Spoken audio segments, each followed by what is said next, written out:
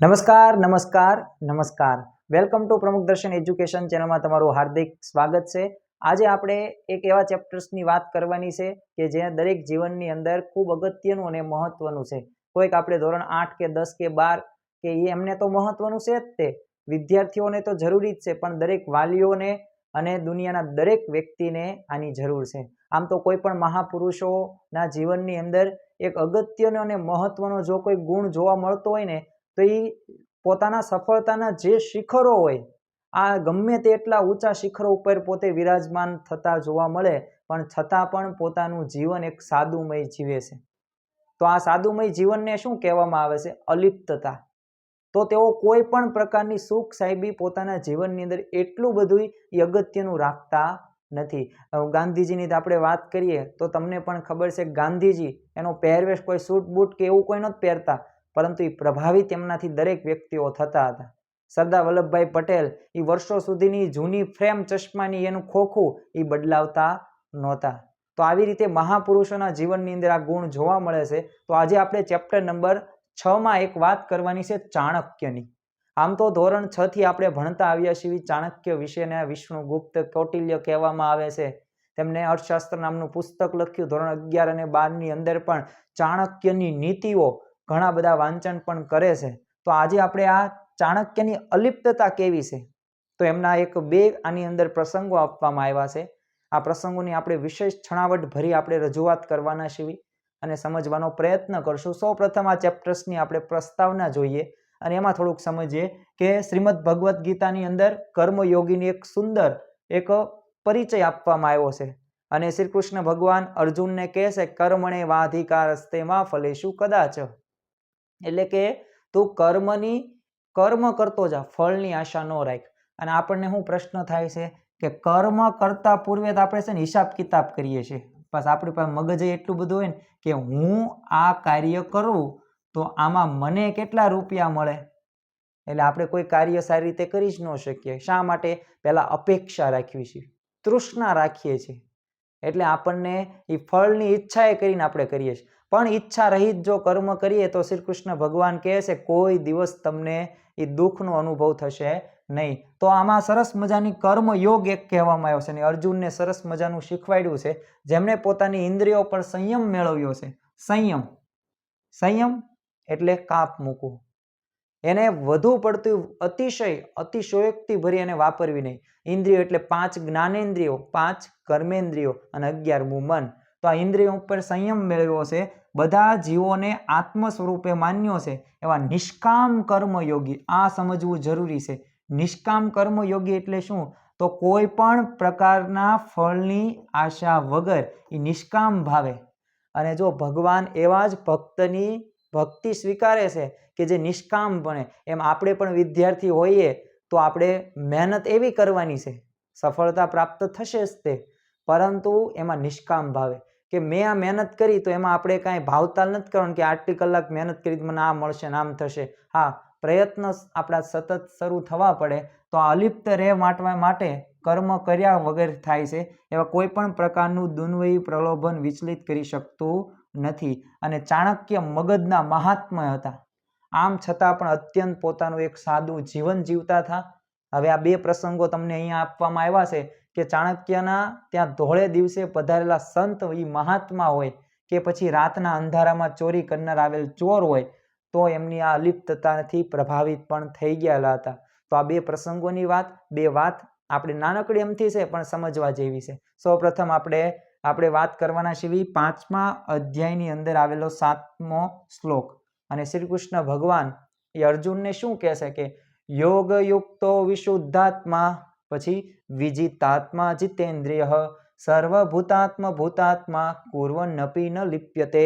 એટલે કે શરીરને અધીન કરનાર, ઇન્દ્રિયોને જીતનાર, શુદ્ધ અંતઃકરણ વાળો અને સઘળા જીવોને આત્મા રૂપે જાણનારો નિષ્કામ કર્મયોગી કર્મ કરતો હોવા છતાં એમાં લેપાતો નથી, એટલે કે કર્મમાં આસક્ત થતો નથી। જો પોતે ભોગવે છે, પોતે ઇન્દ્રિયોનો પણ આહારને યુક્ત વિહાર કરે છે, પરંતુ છતાં પણ એમાં નથી લેવાતો, કેમ? એ નિષ્કામ કર્મયોગી છે।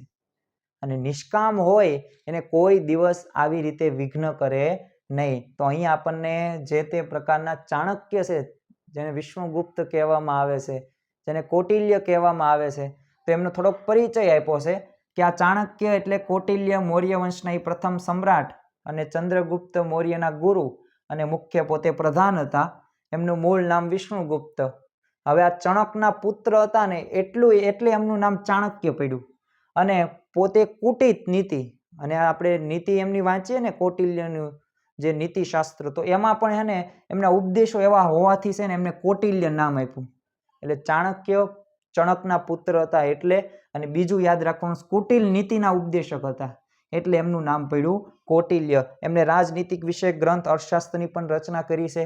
એમાં શું છે તો રાજ્ય કેમ ચલાવવું, આ બધી વિગતો એમને એમાં લખેલી છે. આજે પણ રાજનીતિના સંદર્ભ ગ્રંથ તરીકે અર્થશાસ્ત્રનો ઉપયોગ કરવામાં આવે છે. અને ધોરણ 11ની અંદર આર્ટ્સ કે કોમર્સ હોય કે કોઈ પણ ક્ષેત્રની અંદર તમારે કોઈ ભારત હોય કે વિશ્વના દેશો જે અત્યારે આગળ વધી રહ્યું છે, તો ઇકોનોમિક્સ એટલે કે અર્થશાસ્ત્ર, તો એ આપણે ચાણક્યને વાંચવા જ પડે. ચાણક્યની નીતિઓનો પણ આપણે અભ્યાસ કરવો જ પડે. તો આપણે એમના પ્રસંગોની વાત વિશેષ કરીએ અને પછી જોઈએ કે શું આપણે કહે છે. તો એક વખત શિયાળાનો સમય હતો અને શિયાળાના સમયની અંદર એક મહાત્મા પોતે ચાણક્ય જ્યાં રહેતા હતા એ નિવાસ સ્થાને આવીને આવે છે. હવે આ ચાણક્યનું જે ઘર જોયું ને એટલે પ્રભાવિત થઈ ગયા કે હકીકતમાં એમને કીધું કે આ તો મહાત્મા છે પોતે, અને મહાત્મા એટલે જે તે પ્રકારના રાજ્યનો મોટો એમને વહીવટ સંભાળવાનો હોય, પણ છતાં પણ બસ ચાણક્યનું ઘર કેવું સાધારણ. સાધારણ એટલે કેવું કે રાંધવાના વાસણ, પછી એક માટલું અને સાથે સાથે એક પથારી ને એક દીવો, આ સિવાય ચાણક્યના ઘરની અંદર બીજું કાંઈ એને જોવા મળ્યું નહીં. કોઈ પણ પ્રકારના નોકર ચાકર કે સુખ સાહેબી ચાણક્યના ઘરે નહીં. એટલે મહાત્મા ચાણક્યને કહે છે કે શું અમાત્ય, ચાણક્ય પાસે આટલી જ સંપત્તિ છે, આ મગધ રાજ્યના અમાત્ય છે, છતાં સામાન્ય માણસની જેમ તમે જીવન આખું વ્યતીત કરો છો. એટલે ત્યારે શું કહ્યું કે આચાર્ય ચાણક્યે પછી તો કહ્યું કે હા, મારું જીવન આવું સાદું જ છે અને તમે ભોજન ગ્રહણ કરવા માટે પધારો, અને મેં ભોજન બનાવ્યું છે. એટલે આવી રીતે વાત કરી અને આગળ વાત વધે છે. હવે ભોજન કરવા માટે મહાત્મા બેસે. હવે ભોજન પીરસાયું તો ભોજનમાં કોઈ પણ પ્રકારના મિષ્ઠાનો નહીં, કેટલી વસ્તુઓ, ભાત, થોડાક કઢી અને એક શાક. એટલે મૌર્ય સામ્રાજ્યના અમાત્ય અને આવું સાદું ભોજન. મહાત્માને પાછો આવો વિચાર આવ્યો. એટલે પાછું એમને કીધું તમે આવા મહાન સામ્રાજ્યના ઘડવૈયા છો અને શક્તિશાળી અમાત્ય છો, અને તમે આટલા બધા ગ્રંથો ને આટલી બધી તમારું અર્થશાસ્ત્રમાં પણ કેટલી ફાવટ છે, અને તમે કૌટિલ્ય છો, પણ છતાં પણ તમે આવું જીવન સાદું કેમ પસંદ કર્યું? અને ત્યારે જે ચાણક્યએ જવાબ આપ્યો ને, વિષ્ણુગુપ્તે જે જવાબ આપ્યો ને, એ આપણા માટે અગત્યનો અને મહત્વનો છે. આપણે પણ આમાંથી પ્રેરણા લેવાની છે. ત્યારે તેમણે કહ્યું કે હું લોકોની સેવા કરવા માટે અમાત્ય બન્યો છું. રાજ્યની મિલકતમાં ઉપયોગ મારાથી કરાય નહીં. જો આ ભાવના એમના અંતરમાં હતી ને, એ આપણને એમના મકાનમાંથી દેખાઈ આવી. અને ખરેખર એ મહાત્માને લાગ્યું કે આ ચાણક્ય ખરેખર છે ને વિશુદ્ધ ચિત્તવાળા છે. એ સામાન્ય ઘરમાં નિવાસ, સાદું ભોજન અને એની બધી ઇન્દ્રિયોને એમને વશ કરેલી છે, અને રાજ્યની સેવામાં એટલા તત્પર છે. તો પોતે તો રાજપુરુષ હોવા છતાં પણ એ આસક્તિમાં લિપ્ત થયા નથી. તો આવું આપણે વિદ્યાર્થી જીવનની અંદર પણ ધ્યાન રાખવાનું છે. જો તમે એક સર્વે જોજો આજુબાજુના વિદ્યાર્થીઓમાં કે કોણ આગળ વધે છે, જેની પાસે બહુ જાજી એવી સંપત્તિ છે, સુવિધા છે, એવા વિદ્યાર્થીઓ આગળ વધે છે. હા, એવા વધે છે, પણ 100 એ 20. પણ તમે સામે પક્ષે બીજા જુઓ જેની પાસે કઈ સુવિધા નથી, એમાં અલિપ્ત રાખે છે પોતાનું જીવન. એને ખાવાનું સારું મળતું હોય કે જેને ફોન મળતો હોય, છતાં એનો ત્યાગ કરીને ઇન્દ્રિયોને સંયમમાં રાખે છે. અને એવા વિદ્યાર્થીઓ તમને આગળ જોવા મળશે.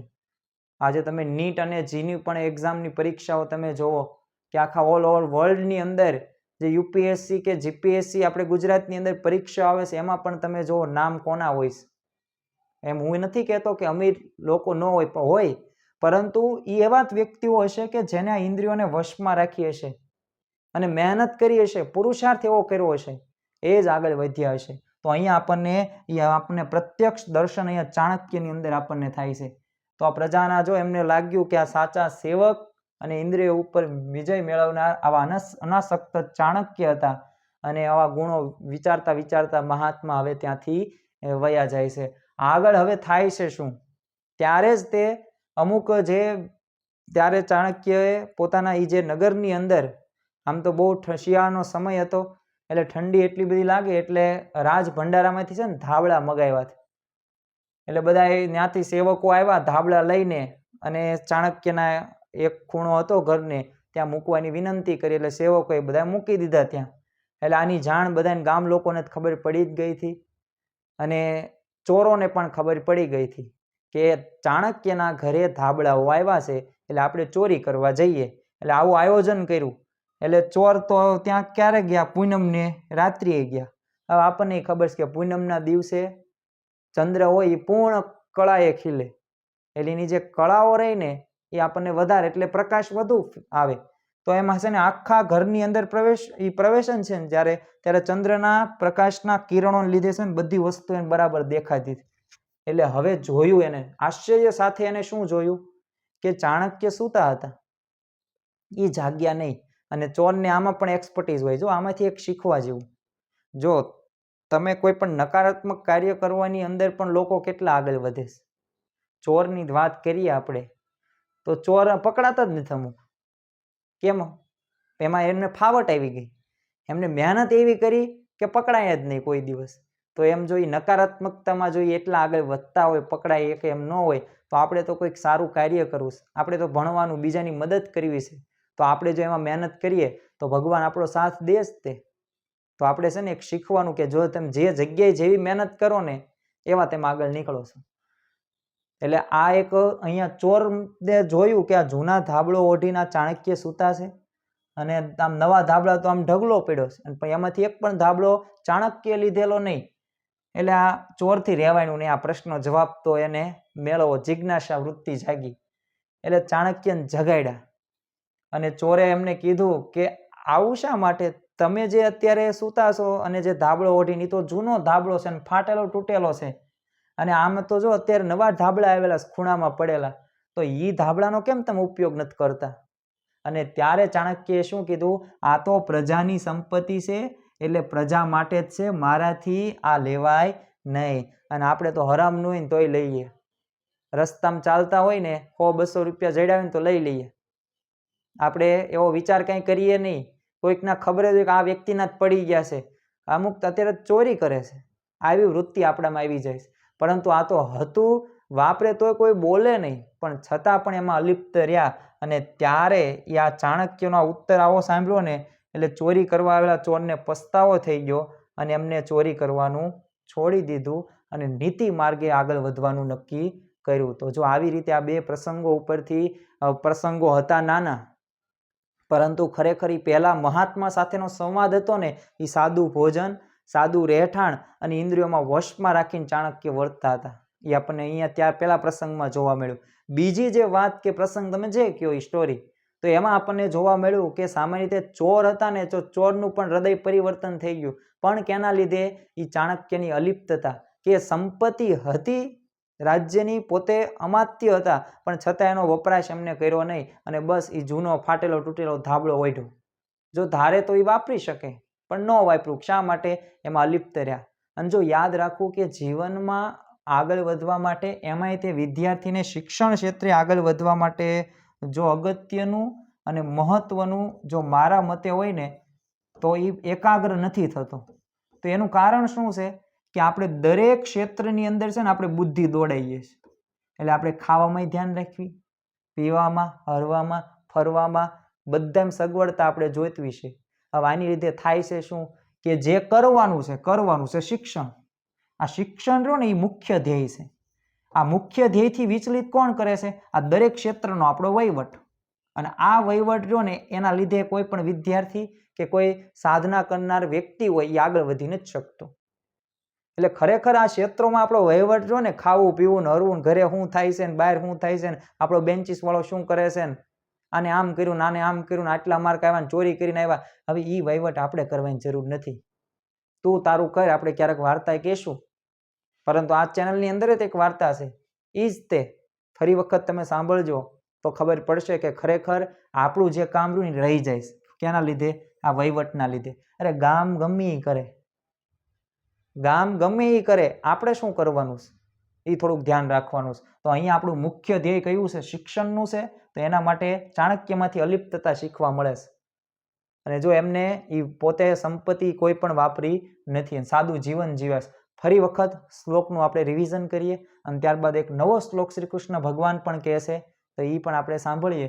તો 5મા અધ્યાયનો 7મો શ્લોક, જે આપણે શરૂઆતની અંદર જ જોયું કે યોગયુક્તો વિશુદ્ધાત્મા વિજિતાત્મા જીતેન્દ્રિય સર્વભૂતાત્મ ભૂતાત્મા કુર્વન્નપી ન લિપ્યતે. તો બીજો શ્લોકની અંદર જે બીજા અધ્યાયનો 48મા નંબરનો શ્લોક છે, યોગસ્થ કુરુ કર્માણી સંગમ ત્વક્તા ધનય સિદ્ધય સિદ્ધયો હા સમો ભૂત્વા સમત્વ યોગ ઉચ્યતે. કે હે ધનંજય, આસક્તિને છોડીને સિદ્ધિ અને અસિદ્ધિમાં સમાન ભાવવાળો થઈને યોગમાં સ્થિર રહી તું કર્મ કર. તને સફળતા મળે, નિષ્ફળતા મળે, તે દાખલો 5 વખત ગણો, આવડો કે ન આવડો એ જવા દે, પણ એમાં સ્થિર રાખવાનું. આવો સંભાવ જ યોગ કહેવાય. અને ખરેખર શ્રી કૃષ્ણ ભગવાને સ્થિત પ્રજ્ઞાના લક્ષણો કહ્યા છે કે કોઈ પણ સ્થિતિ હોય ને એ સ્થિતિમાં સમ વર્તે છે. એને હાર કે જીત, એને દુઃખ કે સુખ, એ કેમ ભરતી કે ઓઠ, એવી રીતે કોઈ પણ પ્રકારે એને છે ને દુઃખ એને નથી લાગતું, એ સ્થિર વર્તે છે. અને આવા સંભાવ મહાપુરુષો ઘણા બધા આપણને જોવા મળે છે. તો ખાસ આજના દિવસે આપણે આ જ ધ્યાન રાખવાનું છે કે જેમ આપણે ચાણક્યએ પોતે અલિપ્તતા દર્શાવી છે એવી આપણા જીવનમાં પણ હોવી જરૂરી છે. આગળ આપણે આના પછી જ તે ચેપ્ટર નંબર 7નો આપણે અભ્યાસ કરવાનો છે. અને સારામાં સારું અને હું માનું ત્યાં સુધી શ્રેષ્ઠમાં શ્રેષ્ઠ ચેપ્ટર આ છે, કારણ કે આ આપણે ઘણી વખત શ્લોક સાંભળ્યો છે, એટલું જ નહીં આપણને કોકે સમજાવ્યો પણ છે, પણ જીવનમાં આપણે યથાર્થ રીતે પાલન નથી કર્યું. તો આની આપણે વાત પછી કરવાના છીએ. ચેપ્ટરનું નામ જ શું છે? કર્મણે વાધિકારસ્તે. જે આપણે હમણાં શરૂઆતમાં અંદર જ થોડોક ઉચ્ચાર્યો હતો, એક કડી કે કર્મણે વાધિકારસ્તે માં ફલેષુ કદાચન. પણ એ આખા શ્લોકને આપણે સમજવાનું છે. અને અહીંયા પણ એક સ્ટોરી આપવામાં આવી છે. અને મધમાખીનું જે રહ્યું ને એક પ્રકારનો સુંદર એક વાર્તા સ્વરૂપે અહીંયા ઢાળવામાં આવ્યો છે, અને એક પ્રયાસ કરવામાં આવ્યો છે કે આપણે આપણા કર્મ તરફ ધ્યાન રાખીએ. તો મળીએ આના પછીના વિડીયોની અંદર, અને ત્યાં સુધી જોડાયેલ રહો આ પ્રમુખ દર્શન એજ્યુકેશન ચેનલની અંદર. તમને એવા લાગતા વળગતા જે એવા વિદ્યાર્થીઓ છે, જે વાલીઓ છે, કારણ કે અમુક વાલીઓને પણ તમે શેર આ વિડીયો કરશો તો એ પોતાના બાળકને દેખાડશે, એ બાળક બીજાને દેખાડશે. જો આ ધ્યાન રાખવાનું છે, આપણા જીવનમાં હોવું પડે તો છે ને આગળ વધી શકાશે અને ભવ્ય ભારતનું એક નિર્માણ થઈ શકશે. તો મળીએ આવતા નેક્સ્ટ લેક્ચર્સની અંદર. ત્યાં સુધી જોડાયેલ રહો પ્રમુખ દર્શન એજ્યુકેશન ચેનલની અંદર. જય હિન્દ, જય ભારત, જય જય ગરવી ગુજરાત.